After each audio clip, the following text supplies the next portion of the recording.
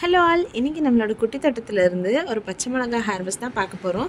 இது எல்லாமே அந்த சம்பா மிளகா வெரைட்டி சேர்ந்தது தான். பட் இந்த மிளகா வந்துட்டு நம்மளது ரொம்பவே காரமாக இருக்குது. இது கடையில் நம்ம இந்த வத்தல் மிளகா வாங்குவோம் இல்லையா, அதோட சீட்ஸ் போட்டு விட்டது தான் நமக்கு நிறையா வந்துட்டு செடி வந்திருக்கு.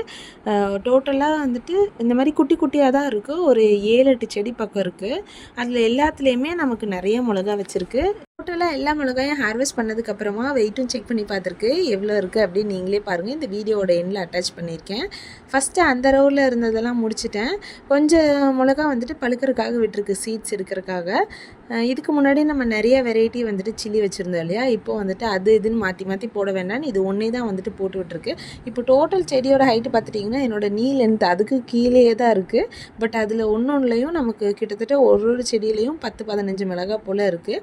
அது போக நம்மளோட அகத்தி செடியில் இப்போ தான் வந்துட்டு பூ வந்துட்டுருக்கு. டெய்லியும் ஒரு 4 பூ 5 பூ அந்த மாதிரி வச்சிட்ருக்கு. அதையுமே இன்றைக்கி கொஞ்சமாக தான் இருந்துச்சு, அதையுமே ஹார்வெஸ்ட் பண்ணியாச்சு. ஏதாவது பொரியல் செய்யும்போது அதில் ஆட் பண்ணிக்குவோம். கடைசியாக எல்லாத்தையும் வெயிட் செக் பண்ணி பார்க்கும்போது நமக்கு ஒரு 210 கிராம் வந்துட்டு கிடச்சிருந்துச்சு.